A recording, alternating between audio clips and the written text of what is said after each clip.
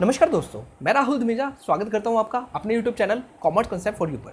दोस्तों, आज के इस वीडियो में हम डिस्कस करेंगे topic 3 of unit 10 that is agricultural income. So मेरे इस वीडियो में हम डिस्कस करने वाले हैं meaning of agricultural income, what are the conditions to be met to treat as income as agricultural income and what are the examples of non agricultural income. And at last हम एक previous year question discuss करेंगे जिसके through आपको ये understand हो जाएगा कि किस तरह के क्वेश्चन हमें नेट एग्जाम में पूछे जाते हैं। सो ये टॉपिक जो है ये एक सिंपल टॉपिक होने वाला है, but exam point of view से, NET exam point of view से ये जो टॉपिक है मोस्ट इंपॉर्टेंट टॉपिक है। 90% चांसेस ये है कि आपको इसमें से क्वेश्चन देखने को मिल सकता है। ओके, सो फ्रेंड्स, अगर अभी तक आपने फर्स्ट 4 यूनिट्स नहीं करी है, नेट कॉमर्स एग्जाम की फर्स्ट 4 यूनिट्स नहीं करी है, तो वो भी कर लीजिएगा। वो मैंने अकेडमी प्लेटफॉर्म पर डाल रखी है, लिंक मैं डिस्क्रिप्शन में प्रोवाइड कर दूंगा।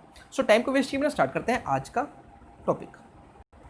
ओके, सबसे पहले बात ये आती है कि एग्रीकल्चरल इनकम है क्या।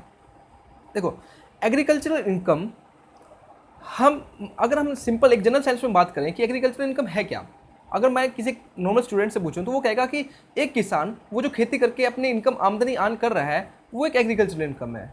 जी बिल्कुल, ये ठीक है कि वो एक एग्रीकल्चरल इनकम है, बट क्या एग्रीकल्चरल इनकम का जो कंसेप्ट है वो इतना सिंपल है, इतना नैरो कंसेप्ट है कि बस हम ये मान के चलेंगे कि किसान खेती कर रहा है तो वो उसके लिए वो एग्रीकल्चर इनकम है? नहीं। देखो, अगर मान लो एक बिजनेस है, मान लो मेरा एक बिजनेस है, मेरे बिजनेस किसी भी चीज़ का मान लो, ठीक है, उसके अंदर जो रॉ मटेरियल यूज़ किया जाता है, मेरे खुद के खेत हैं, मैं खुद वहाँ पे अपने जो लेबर हायर कर रखी है वो बीज उगाती है वहाँ पे, ऑलरेडी जो उसका जो मटेरियल है वो एक रॉ मटेरियल की तरह यूज़ करता हूँ। ठीक है, मतलब कि जो रॉ मटेरियल है वो मैं अपने खेतों में से ही लेके आता हूँ। ठीक है, अब इसके अंदर जो है दो ही तरह की इनकम इंक्लूड होगी। एक तो होगी एग्रीकल्चरल इनकम जो खेतों में करी जा रही है, ठीक है। दूसरा बिजनेस एंड प्रोफेशन के रिगार्डिंग जो इनकम होगी, जो मैं अपनी फैक्ट्री चला रहा हूँ, जो उसको मार्केट में सेल कर रहा हूँ गुड्स को। तो यहाँ पे जो कंसेप्ट है एग्रीकल्चर इनकम का थोड़ा कॉम्प्लिकेटेड हो जाता है, क्योंकि मेरे को इनकम को सेपरेट करना पड़ेगा। एक तो अपनी बिजनेस एंड प्रोफेशन की इनकम देखनी पड़ेगी, एक मेरे को एग्रीकल्चर इनकम अलग करनी पड़ेगी। तो इस करके जो है ये जरूरी हो जाता है कि हमको एग्रीकल्चर इनकम के बारे में पता होनी चाहिए कि कौन सी इनकम को मैं एग्रीकल्चर इनकम ट्रीट करके चलूंगा, कौन सी इनकम को मैं बिजनेस एंड प्रोफेशन के अंदर इंक्लूड करके चलूंगा। ओके, क्योंकि हमको टैक्स के अकॉर्डिंग इस चीज़ को देखना पड़ेगा। अब एग्रीकल्चर इनकम तो एग्जाम्प्ट होती है, जबकि बिजनेस एंड प्रोफेशन की इनकम एग्जाम्प्ट नहीं होती। तो दैट्स वाई ये इंपॉर्टेंट हो जाता है कि हमें एग्रीकल्चर इनकम का पता होना चाहिए। ओके, अब पढ़ते हैं एग्रीकल्चर इनकम है क्या। सो agriculture income is defined under section 2 subsection 1A। तो पहला क्वेश्चन आपको यहीं से देखने को मिल जाएगा कि एग्रीकल्चर इनकम कौन से सेक्शन में डिफाइन की गई है। तो एग्रीकल्चर इनकम को डिफाइन किया गया है सेक्शन 2 सबसेक्शन 1A के अंदर। ओके, ये सेक्शन क्या कहता है? According to this section, agricultural income means any rent or revenue derived from the land which is situated in India and used for agricultural purpose। तो पहली कंडीशन क्या है कि आपको एग्रीकल्चर इनकम हो रही है उस लैंड से हो रही है जो कि इंडिया के अंदर है, और उस लैंड पर जो काम किया जा रहा है वो खेती से, एग्रीकल्चर पर्पज से लिंक करके ही जो काम किया जा रहा है वो काम इसके ऊपर किया जा रहा है। ओके, तो पहली कंडीशन क्या है कि आपको रेंट रिसीव हो रहा है लैंड का, या कोई रेवेन्यू हो रहा है, आप खुद से काम कर रहे हो, उसके अंदर आपको इनकम हुई, तो वो इनकम एग्रीकल्चर इनकम तब मानी जाएगी जब वो लैंड जो है इंडिया के अंदर सिचुएट होगा, इंडिया के अंदर होगा। दूसरी कंडीशन ये है कि वो एग्रीकल्चर पर्पज के लिए ही यूज़ किया जा रहा होगा। ओके, अब बी बात देखते हैं। Any income derived from such land by agriculture operation including sale of such produce, कि आपने मान लो कि उस लैंड को यूज़ कर लिया एग्रीकल्चर ऑपरेशंस के लिए। अब वो जो ऑपरेशन जो आपने जो बोया है, जो चीज़ मान लो अनाज है या राइस है, आप उसको सेल कर रहे हो, तो उससे जो आप सेल कर रहे हो वो भी आपकी क्या ट्रीट की जाएगी, वो एग्रीकल्चरल इनकम ही ट्रीट की जाएगी। ठीक है, चाहे आप उसको आपने राइस उगाए थे, ठीक है, राइस की खेती की थी, अब राइस आपने मार्केट में बेचे, अब उससे जो इनकम आई वो आपके लिए एग्रीकल्चरल इनकम ही ट्रीट की जाएगी। Any income attributable to farm house, अगर कोई फार्म हाउस से आपको इनकम हो रही है तो वो इनकम भी एग्रीकल्चरल इनकम ट्रीट की जाएगी। तो यहाँ पे क्वेश्चन आ सकता है, बताओ क्या एग्रीकल्चर की इनकम, एजर्शन रीजन में सिंपल क्वेश्चन पूछा जा सकता है, is the income related to farm house is agricultural income? Yes, this is true. Any income derived from saplings और seedlings grown in a nursery shall be deemed to be the agriculture income. अगर आप nursery मतलब कि जहाँ वो पौधे वगैरह उगाए जाते हैं, अगर उससे कोई इनकम हो रही है तो वो इनकम भी क्या होगी, एग्रीकल्चर इनकम होगी। ओके, सैपलिंग और सीडिंग मतलब कि आप कोई नर्सरी में आप पौधे वगैरह उगा रहे हो, या पौधों का बिजनेस है, आप सेल कर रहे हो उनको, तो ये चीज़ें भी किस चीज़ में इंक्लूड होगी सॉरी, ये जो इनकम होगी एग्रीकल्चरल इनकम कहलाएगी। ओके, आई होप आपको इसका मीनिंग जो है क्लियर हो गया होगा कि मेनली अगर हम बात करें, इसमें कंक्लूजन निकाल के अगर हम बात करें सॉरी, तो एग्रीकल्चरल इनकम कौन सी होगी? एग्रीकल्चरल इनकम होगी वो इनकम जो कि हम उस लैंड पर कर रहे हैं जो लैंड इंडिया में सिचुएट होना चाहिए, उसके ऊपर हम एग्रीकल्चर ऑपरेशंस कर रहे हैं, या इनकम हमें फार्म हाउस से हो रही है, या सीड एंड सैपलिंग्स नर्सरी में अगर कोई फूल वगैरह का जो भी है बिजनेस कर रहे हैं, उस चीज़ का इनकम जो होगी वो भी एग्रीकल्चर इनकम होगी। चलिए अब बात करते हैं, following conditions must be met to treat income as agriculture income. तो कुछ कंडीशंस हैं जिसको हमको मेट करना पड़ेगा, फुलफिल करना पड़ेगा, अगर हम चाहते हैं कि हमारी इनकम जो है एग्रीकल्चर इनकम के अंदर इंक्लूड हो। तो वो कंडीशन कौन कौन सी है, चलिए देखते हैं।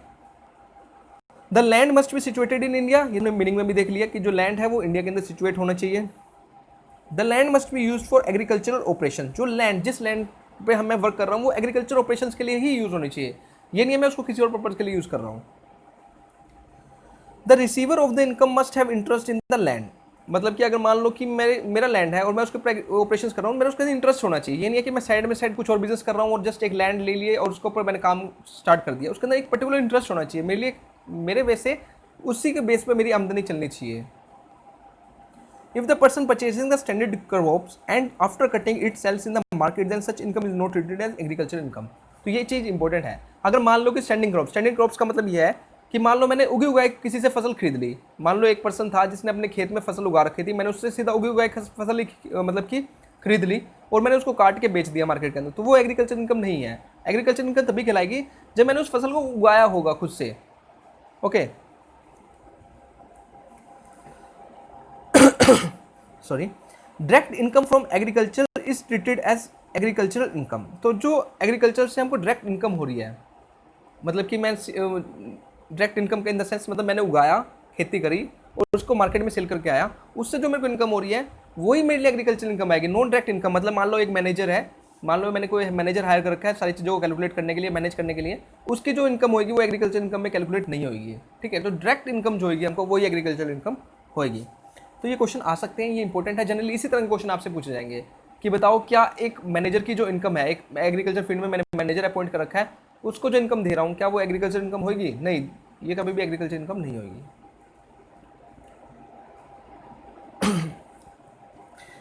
Important points regarding computation of agriculture income. अब एग्रीकल्चर इनकम को कैलकुलेट करने के कौन कौन से इंपॉर्टेंट पॉइंट्स हमें ध्यान में रखने हैं, इन चीज़ों को भी आपको पता होना चाहिए। सो agriculture by way of rent और revenue derived from the land which is situated in India and is used for agricultural purpose, then such income shall be treated as income from other sources। कि मान लो agriculture income मुझे हो रही है by way of rent, मैंने land ले रखी है, उसको किराए पे दे रखा है, तो उससे मेरे को रेंट मिल रहा है, वो जो इनकम होगी उस इनकम को मैं कहाँ शो करूँगा? उस इनकम को मैं शो करूँगा इनकम फ्रॉम अदर सोर्सेज। तो ये चीज़ आपको पता होनी चाहिए कि अगर मान लो रेंट के वे में आपको इनकम हो रही है तो वो इनकम आप कहाँ शो करोगे? इनकम फ्रॉम अदर सोर्सेज के अंदर। Agriculture income from agricultural building chargeable to income tax under the head income from house property. तो एग्रीकल्चर बिल्डिंग अगर मान लो कोई है तो उससे जो इनकम हो रही है वो कहाँ चार्ज की जाएगी? वो चार्ज की जाएगी इनकम फ्रॉम हाउस प्रॉपर्टी के अंदर। तो ये हेड्स दे रखें, ये हेड्स आपको इंपॉर्टेंट पता होना चाहिए।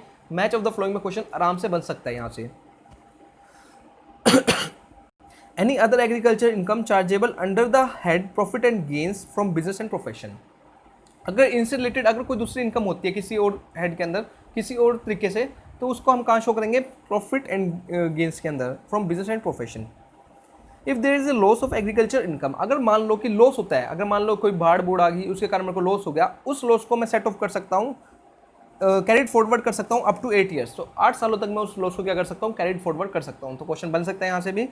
Capital gain arising from the transfer of agriculture land shall not be treated as agriculture income. तो अगर कैपिटल गेन हुआ, मान लो मैंने एक लैंड खरीदी थी एग्रीकल्चर पर्पस के लिए, उसको मैंने 1 साल के अंदर या 2 साल के अंदर ही बेच दिया, मेरे को शॉर्ट टर्म कैपिटल गेन हुआ, तो वो जो शॉर्ट कैपिटल गेन होगा transfer agriculture land shall not be treated as agriculture income, तो उसको मैं कभी भी एग्रीकल्चर इनकम नहीं इंक्लूड करके चलूँगा। तो ये पॉइंट इंपॉर्टेंट है।